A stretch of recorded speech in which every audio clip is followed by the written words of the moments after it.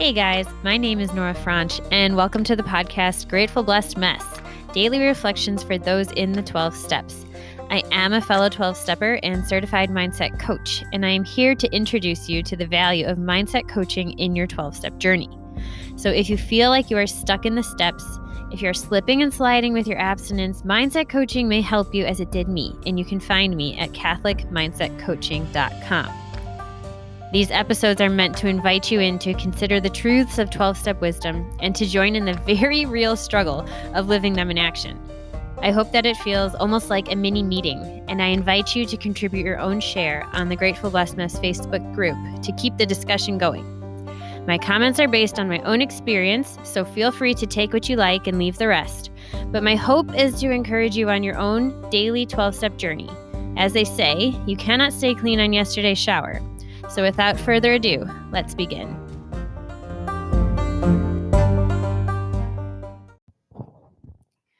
We are reading from Voices of Recovery, the daily reader for Overeaters Anonymous, a daily reader, August 3rd, page 216.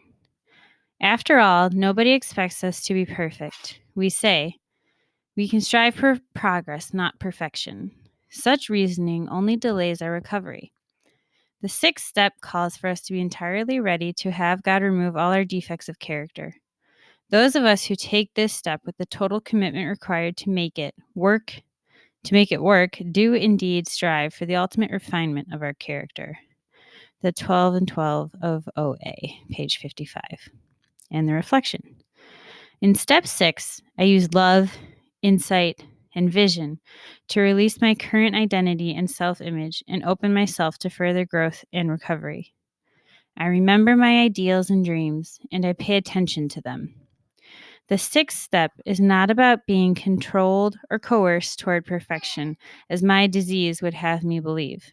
Rather, I prepare to become lighter, more fully me, more fully aware, and living in my heart's desire. I envision a new self, with the intention of letting my higher power and my experiences bring me closer to who I really am.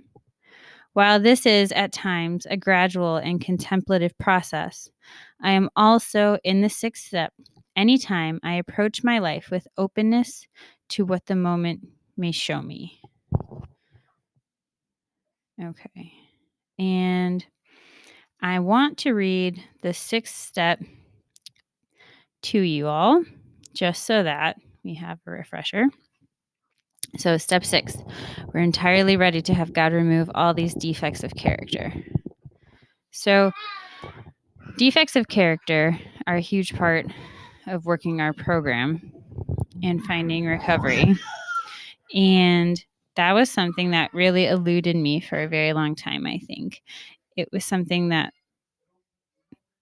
felt foreign. I had trouble. Like I wanted a list and I wanted someone to be like, okay, yeah, that's what that one is. That's what that one is. But I couldn't figure it out. And actually that's kind of when I stumbled upon like virtues and vices in the Catholic faith, I was like, oh, vices are character defects. And there's so much literature on vices in Catholicism. I became consumed with an interest about virtue and vice because not only did it teach me, it gave me verbiage for like, what is it that I'm doing? I don't even know how to do step 6. I can't even put a name to what I'm doing. It gave me names. It gave me a glossary of terms. And then it also gave me like the virtue, the counter virtue to it. It was like, okay, if you're struggling with this, then you aim for this. If you're struggling with pride, you pray for humility.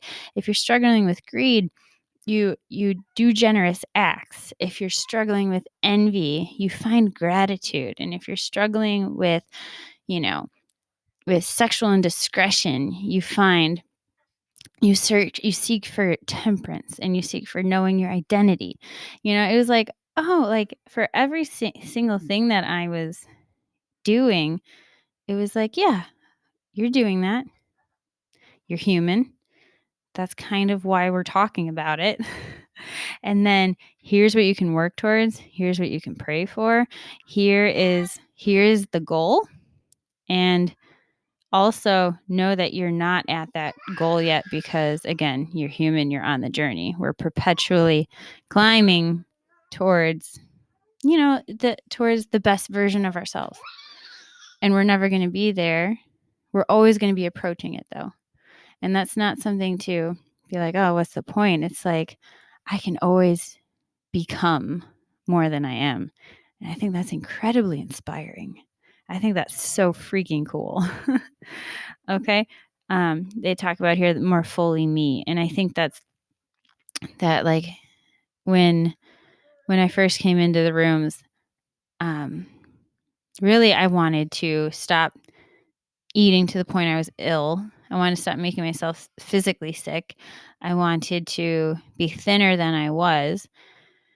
And I wanted to stop obsessing about food, eating, body image, all of that.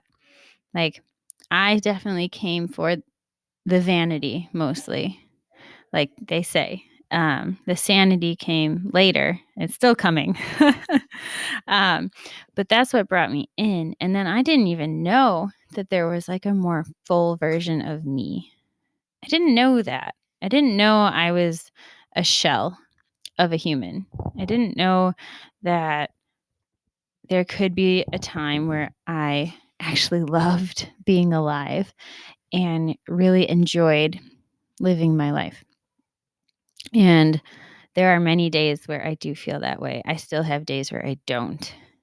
Again, just perpetually growing, perpetually just a wayfarer on the journey with you all. But I love that they say that here because I have learned in going through the steps and refining and doing more and more that I don't know, that there's stuff for me that I never even thought to dream about that is for me. So that's really cool. And then I want to leave you with one other visual, and that is that don't expect you to find all your character defects right away. Don't expect you to identify them and then be able to like poof, get rid of them. Someone at a meeting early on described discovering and uncovering character defects to me like boiling a pot of like chicken bones or something in a pot of water. And what happens, I guess, because I've never done this, but what happens is that as it becomes hotter and hotter, like the fat leaches off the bones and rises to the surface, and you skim that fat off and you throw it away. And you skim off, and then like more comes up. You skim it off, you throw it away. More comes up, you skim it off, you throw it away. And that's how she described living through the process of step 6 is like a living step where all of a sudden you're like, oh, there's a new character defect, and you skim it off the surface and you cast it away. And so it's just a continual process. So if you're not uncovering all of them, you're not supposed to be yet. If you're having trouble identifying them, maybe look at the virtues and vices thing. That helped me immensely, just to give you a language and a glossary. And also just know, you're going to uncover some. And then a year later, you're going to be like, well, that's a new one. Or I didn't realize that's what I was doing. Or that's what that's called. Or that's what that is. And so, yeah, you're in the right place. Keep coming back. With that, I pass.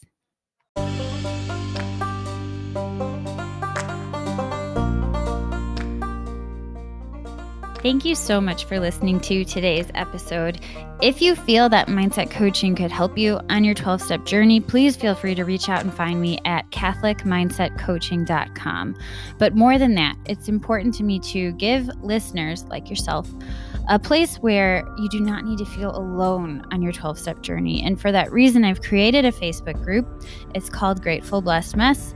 And it's a place where listeners can go to add their own commentary on the share for the day, in addition to my own, and for us just to have a conversation or start a back and forth where people can find support in their 12-step journey.